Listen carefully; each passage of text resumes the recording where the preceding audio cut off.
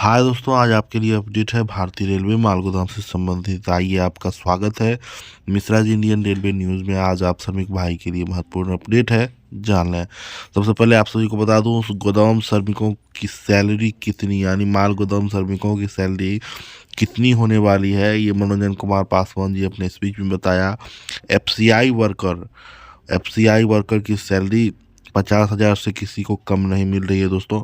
और कोयला खदान के श्रमिकों की सैलरी, ये दोनों का इक्वल करके इनका जो सैलरी स्लिप है और जो पेज है, जो भी चीज़ें हैं, वो सरकार को जो है मनोरंजन पासवान ने जमा किया है।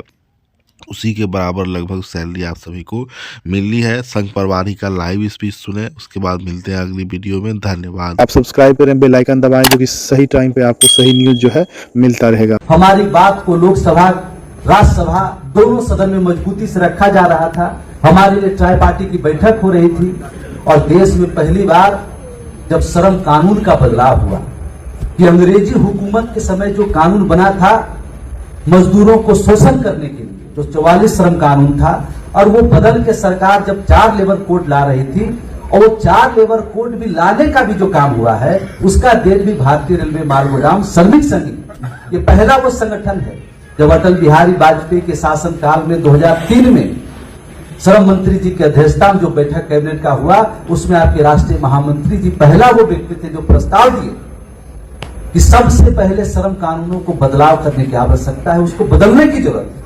हमारा देश का आजादी हुए आज 50 साल हो गया है, लेकिन हम अंग्रेजी हुकूमत के समय जो कानून बना उसी के अनुसार चलने का काम हो रहे हैं। इसी कारण से रेलवे मालगोदाम के तरह और भी बहुत ऐसे श्रमिक हैं जिनका उस कानून में जगह नहीं मिलने के कारण उसको हक अधिकार मिलने का रास्ता साफ नहीं हो रहा।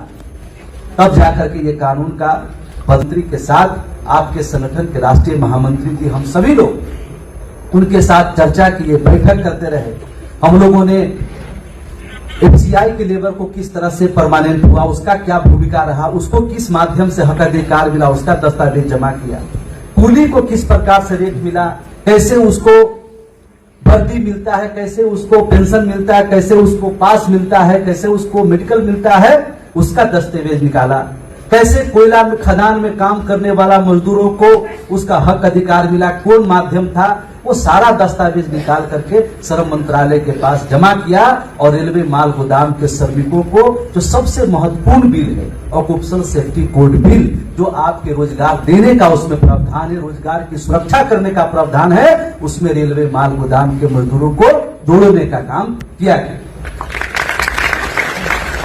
तब ये 2021 में हमारी ट्राई पार्टी की बैठक हुई, और जब कोरोना का समय था और वो कोरोना का पूरे विश्व में एक हाहाकार मचने का काम हुआ, और उस कोरोना में अगर किसी का उपस्थिति सबसे बड़ा मजबूत तरीके से देश के सामने समक्ष आया तो रेलवे माल गोदाम के मजदूरों का है, कि सभी देशवासियों को गेहूं चावल पहुंचाने का काम करेंगे, मुफ्त में देने का काम करेंगे। खदान तो बड़े बड़े गोदाम में पड़े हुए थे, पंजाब में, हरियाणा में, देश के अलग अलग जगह में, लेकिन उसको लाने का काम कौन करता है?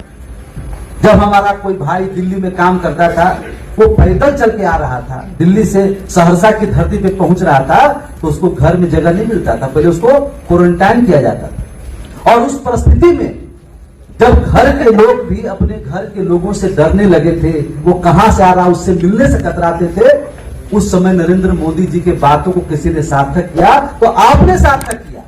जब देश में कोई खड़ा नहीं हो सकता है तो रेलवे माल गोदाम के श्रमिक खड़ा होने का काम